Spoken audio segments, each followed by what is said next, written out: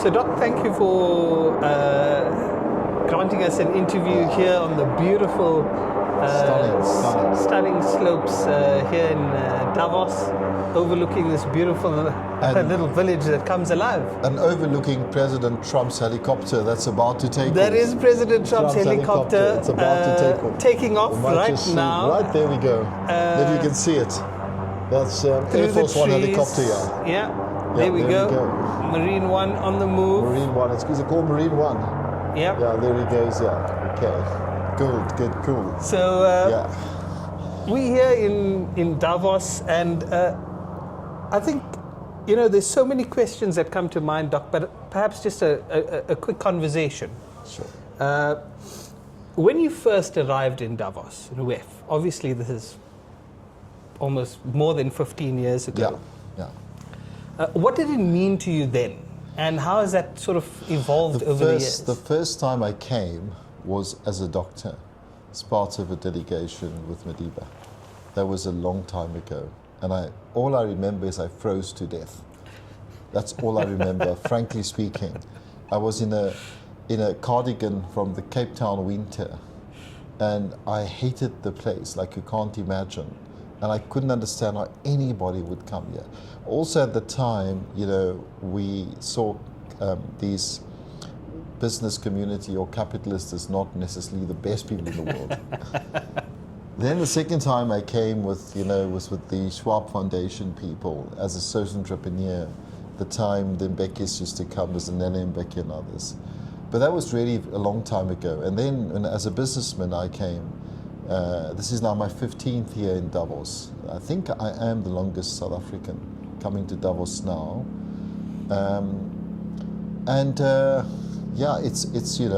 It's all about what you make of it.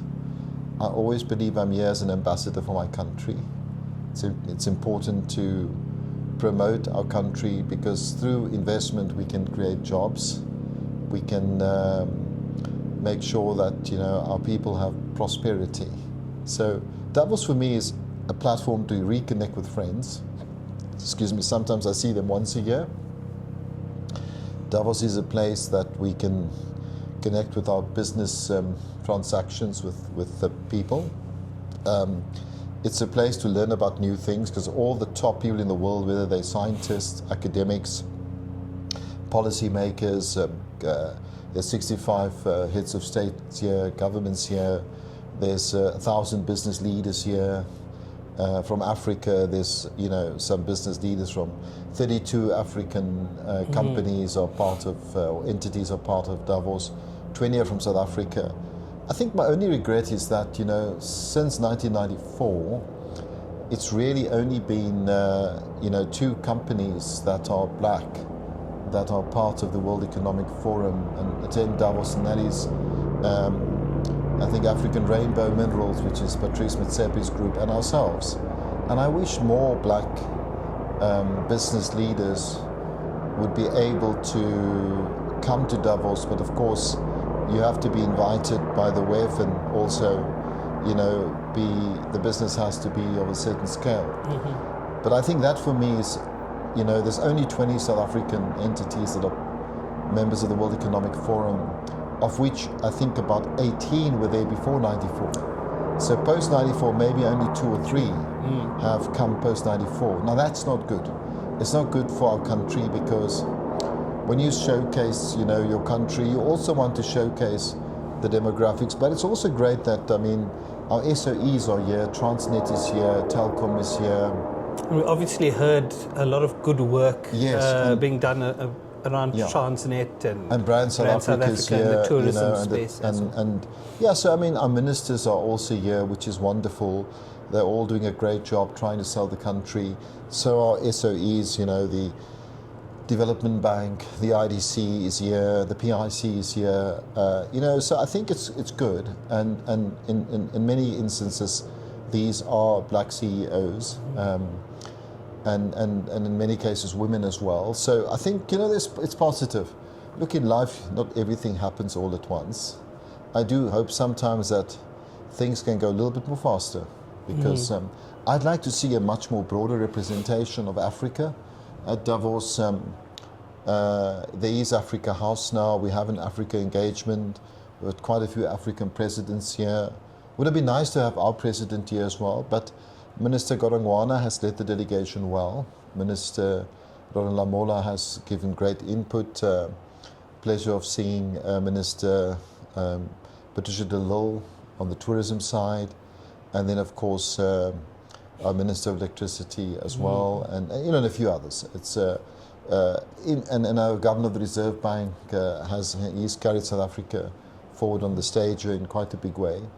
But we can do more. Yeah. Let's be frank. Speaking about Africa, Doc, do you think that Africa is finally being heard here at WEF?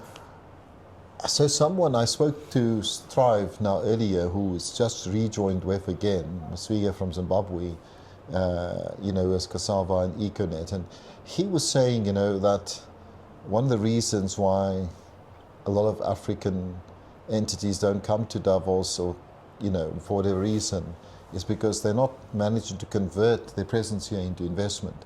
But I think that's more, Davos is not the place where you're going to get the investment.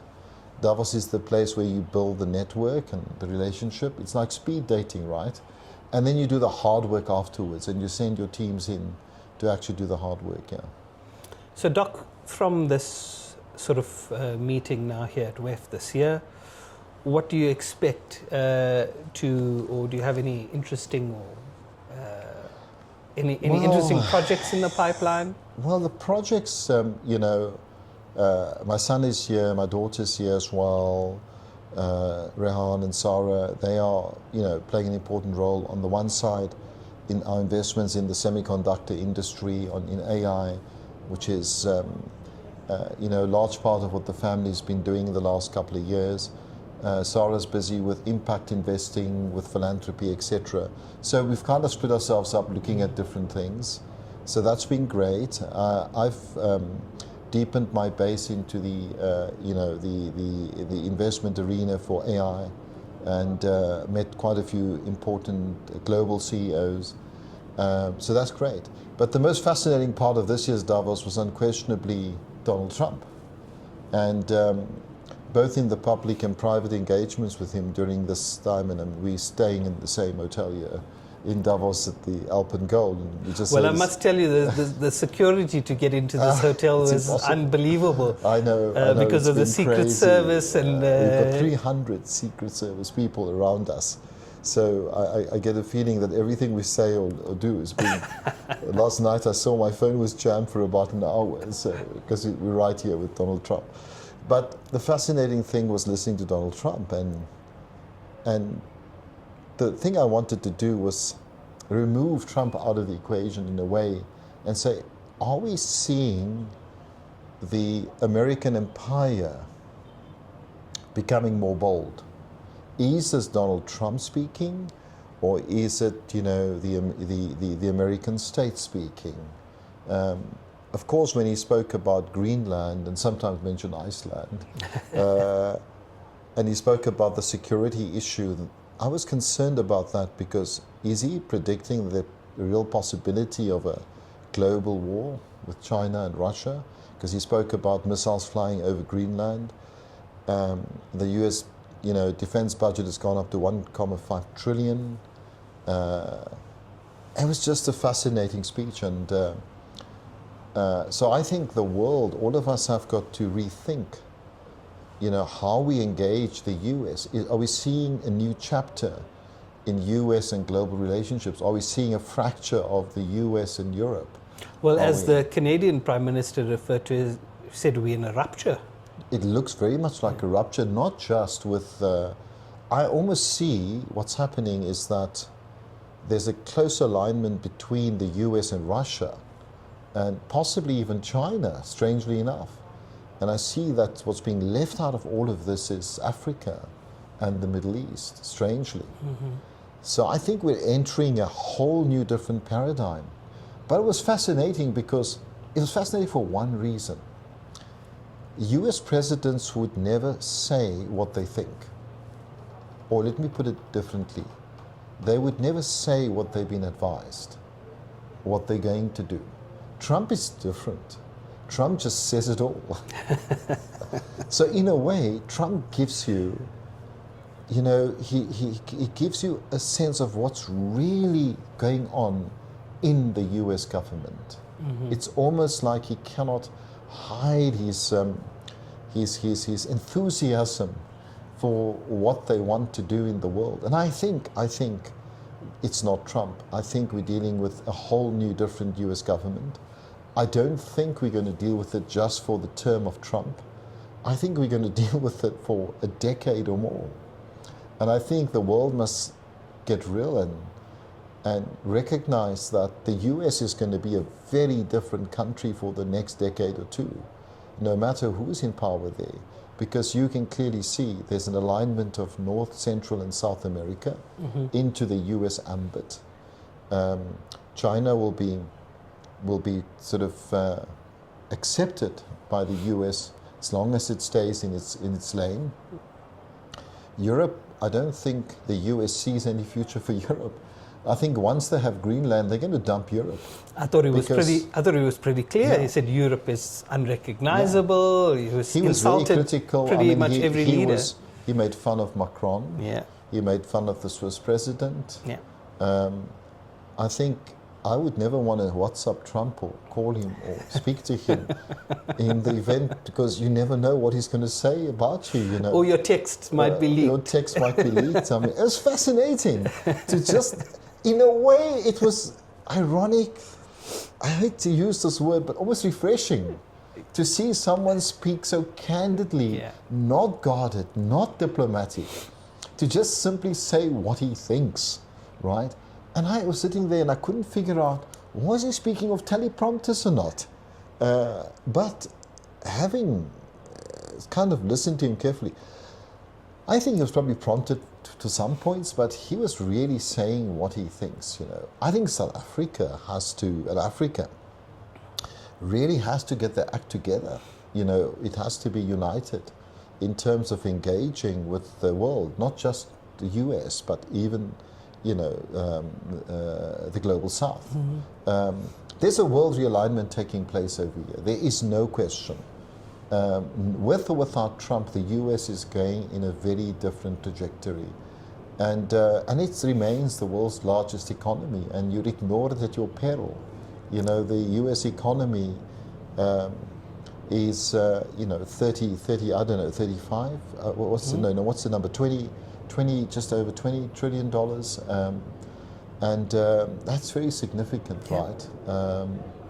And in a way, Larry Fink from BlackRock is right, is that he is the most powerful president in the world. Oh, absolutely. And it is the most powerful country in the world. Mm-hmm. And you have to live with that recognition. And I don't think, speaking now as a diplomat, right, I don't think we must spar with the US as South Africa. I think we must stand our own ground. We must have our own values, our own policies. We must do what is in our interest. But at the same time, we must engage the US a lot more proactively, and I think a lot more productively. And I think we must understand the change of language and tone in the US.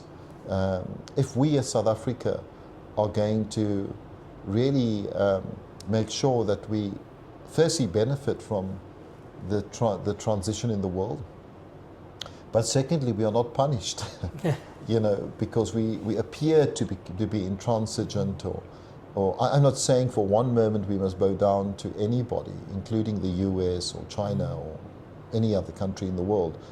We always have to represent our country's interests first, and our continent's interests as part of that process. But it's about diplomacy. It's about, and with someone like Donald Trump, whom I've now met, on 2 separate occasions, with someone like Donald Trump, it's important to be very truthful, but diplomatic. Mm-hmm. I don't think you can bullshit him, right? I think you have to just call a spade, like he calls a spade. And if you do that, he respects you. Yeah.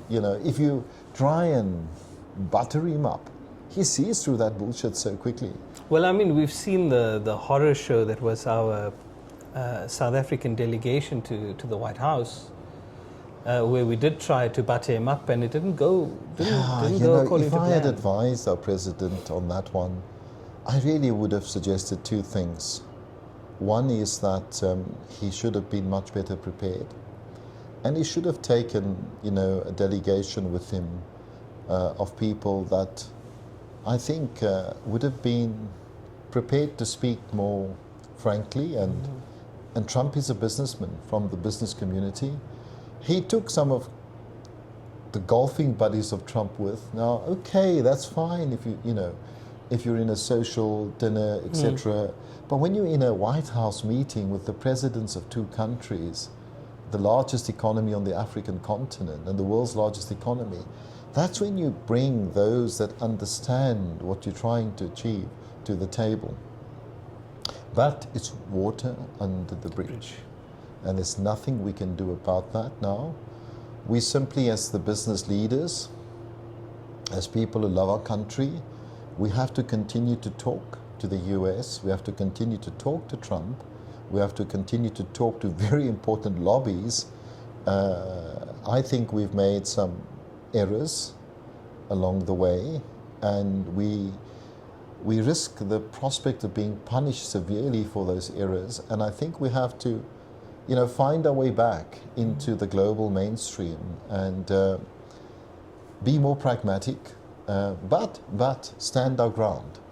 We have rights. When I was the BRICS Business Council chairman, I made it very clear to the other countries in BRICS that as much as we're the smallest component of BRICS at the time, that we are equal and that we demand to be treated equally and with respect, of course. And I think we must put forward our policies, but we must engage, we must be pragmatic, and we must understand the context in which the other side is coming from. Doc, what still drives you personally? Is it purpose, legacy, responsibility? You've just sharing your wisdom around all of these geopolitical issues now. What drives you personally? Look, at the end of the day, my generation were privileged in that we developed our values as a result of the anti-apartheid struggle. So our values became those of social justice, equality, freedom, against poverty, emancipation. But we were also very privileged because we had people like, Madiba, Govan Mbeki, Ahmed Kathrada, Dennis Goldberg. We had a generation of people that sacrificed their lives but were very wise and believed in something. So, that is not something you forget, because if you, for decades, build up those values, you can't suddenly lose those values. So what drives me is that the world, and South Africa in particular, still has a lot of problems. So our problems are poverty, inequality, gender-based violence. Our problems are people don't have jobs. There isn't transformation in our country. The majority of youth are unemployed that are black. Unemployment is massive amongst black people. Black people have not really benefited from the post-apartheid dividend. So there's a lot of work to do, right? There's a lot of work to do. And so, as long as I've got energy, I want to help to make sure that the country benefits. Because what legacy am I leaving? What legacy are we leaving? We are now older, right? But at the end of the day, there are millions and tens of millions of South Africans and young people coming behind us. And we can't just leave them to the capitalist system, if you like, or to the world, because they'll have no hope. So what drives me is that, being in a very pragmatic way, is how do we actually help our people in our country over the next 2 decades? And that's all. I'm not driven by money, or I'm not driven by wealth, I'm not driven by status and all of these kind of things. And I'm also happy my family's not, which is so important. For me, it's more about, okay, you know, what do we do to help our country? We don't always have all these answers and solutions, but there's too much of personality clashes in our country, too much ideology in our country. People label you in our country. We need to get away from that. We need to get to the point where we say, hey, it's all our family, the whole country is our family, you know, irrespective of black, white, whatever. White people have a place in our country, but so do black people, by the way. And everyone has a right to a decent family, decent home, decent schooling, decent housing, decent healthcare, decent security. And it's not difficult to achieve that. And I think that's the single most important thing. It drives me because I can almost see the solution in front of me. And it frustrates me that we're not getting to it. And so I keep on saying the same things over and over and over and over again. So hopefully someone will listen and do those things so we can change the country's fortunes overnight. Imagine we change this country, South Africa. Imagine what we will look like in 20 years' time. Every person will have a job. Every person will have a decent home. Healthcare will be great. We use our youth to actually take us forward in the technology space. I think it's just, we have food security. We can be just an amazing country, man. And I think that's, I guess, for me, that's what I want to keep on getting the messages out there, the lessons I've learned, the global networking. All of that is only valuable if you can take it and benefit your country and your continent. Doc, if you could say one thing to your much younger self at your first Davos or as you entered business, what would that be? I'd say firstly, come prepared for the cold. That's for sure. Look at the weather. That's how you might not have had Google Maps or whatever, Google Weather, or Apple Weather. But look at the weather, No, I'm just joking. I think, be more pragmatic. And don't be so gullible with ideology, People have values and systems, and that's very good. But I've just seen a lot of people that have ideology that I myself followed and was part of. And then I see, it's all just a show. And I wish I'd been more pragmatic and a bit more like a journalist, almost a bit more cynical, a bit more skeptical. I think I believe people too much. I think I trust people too much. I guess it's my nature. I'm a doctor at the end of the day. I was a doctor for 10 years. But I think if I go back, I would say have a little bit more skepticism, a little bit more cynicism, still have your beliefs, and don't trust what people say all the time, because they lead you up the garden path. They really do. And then you've spent your whole life fighting for causes, fighting for beliefs, and fighting for justice and equality, and then you're busy out there fighting it, and then they just have dispensed all that, and you're running on your own, and then you become the target of those who are against social transformation, because now you're isolated and seen to be outspoken. You're seen to be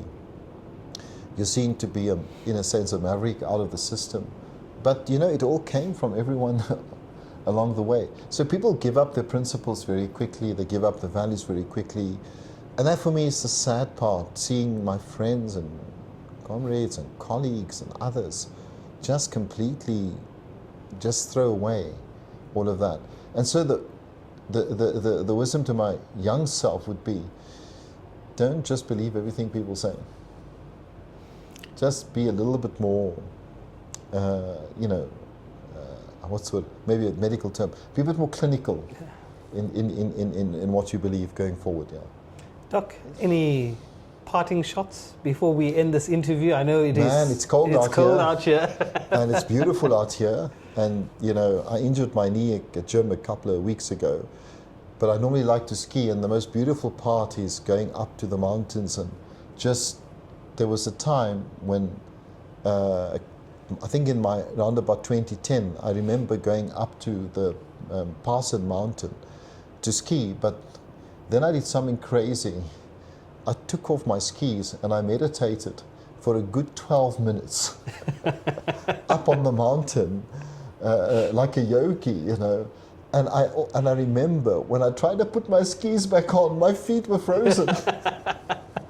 It was crazy, but it was one of the greatest things I ever did, because I sat on the top at Viasen mountain in the damn snow and I meditated. And I remember it was exactly 12 minutes.